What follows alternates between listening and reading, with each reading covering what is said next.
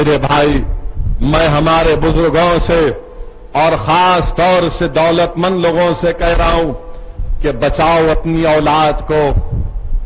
16-17 سال کے معصوم بچے، اللہ نے تم کو دولت تو ضرور دی، مگر کئی ایسے واقعات میں جانتا ہوں کہ دولت مندوں کی اولاد جو 15-17 سال کے بچے ہیں ڈرگز پر کوکین کے عادی ہو چکے ہیں، کوکین کے عادی ہو چکے ہیں، کیونکہ ان کے ماں باپ کے پاس، خاندان کے پاس بڑی دولت ہے تو بچے کوکین کو استعمال کر رہے ہیں۔ میں جانتا ہوں ایک ایسے واقعات میری نظر میں ہے کہ 15-16 سال کا بچہ ہے، اس کا ٹیلی فون کنورزیشن مجھے کسی نے سنایا کہ 16 سال کا بچہ اس ڈرگ کے سپلائر سے کہہ رہا ہے کہ تیرے پیر پڑتا ہوں، تو جو بولے کرتا ہوں میں، تو میرے کو لا کے وہ کوکین مہیا کر دے۔ بتاؤ آپ دولت کس لیے کما رہے ہیں؟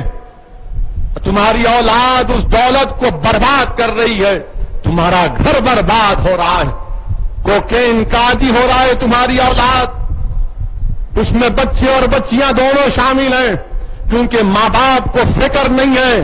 ماں باپ کو صرف فکر اس بات کی ہے کہ دولت کو حاصل کرنا ہے، کمانا ہے، چھٹی منانا ہے۔ شروع ہوئی تو جس ملک میں برف گرتی ہے وہاں چلے جانا، دسمبر میں سردی ہوتی ہے تو جس ملک میں موسم گرم ہوتا ہے وہاں چلے جانا، مگر تمہارے گھر کا موسم تو برباد ہو چکا ہے، نہ اس میں گرمی ہے، نہ اس میں اجالا ہے، نہ اس میں سردی ہے، صرف اندھیرا اور اندھیرا ہوتا جا رہا ہے۔ بچاؤ اپنی اولاد کو ڈرگ سے، بچاؤ اپنے بچوں کو۔ یہ وائٹنر سونگنے کی عادت پیدا ہو چکی ہے۔ میں خبردار کر رہا ہوں وہ اسٹیشنری کے دکان والوں کو، اگر تمہارے پاس 2 سے زائد مرتبہ اگر کوئی بچہ یا بچی آ کر تم سے وائٹنر پوچھتی ہے تو میں پولیس کو صاف طور سے کہہ دیا ہوں کہ ایسے اسٹیشنری کی دکانوں پر نظر رکھنا چاہیے جو وائٹنر بیچتے ہیں۔ ارے وائٹنر استعمال ہوتا غلطی کو مٹانے کے لیے، اور یہ لوگ وائٹنر کھول کر سونگ کر نشہ کرتے ہیں۔ ارے کیا ہو گیا تم لوگوں کو؟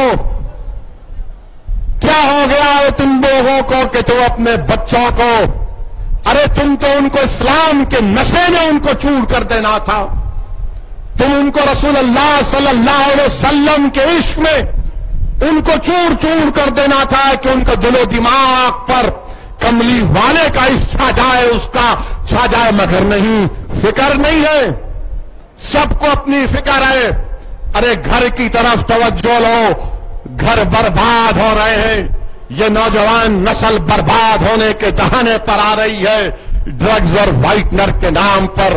میری اسی لیے میرے عزیز دوستوں اور بزرگوں، میری یہ ذمہ داری ہے کہ میں ان چیزوں کو آپ کے سامنے رکھوں اور آپ سے اس گزارش کروں کہ اگر ہم کو باطل طاقتوں سے مقابلہ کرنا ہے تو پہلے ہم کو اپنے گھروں کو آباد رکھنا ہے، اپنی اولاد کو نیک بنانا ہے۔ جن لوگوں کو اللہ نے دولت دی ہے، جن کو اللہ نے اولاد کی دولت سے ان کو سرفراز فرمایا، کبھی تو وقت نکالو اپنی اولاد پر۔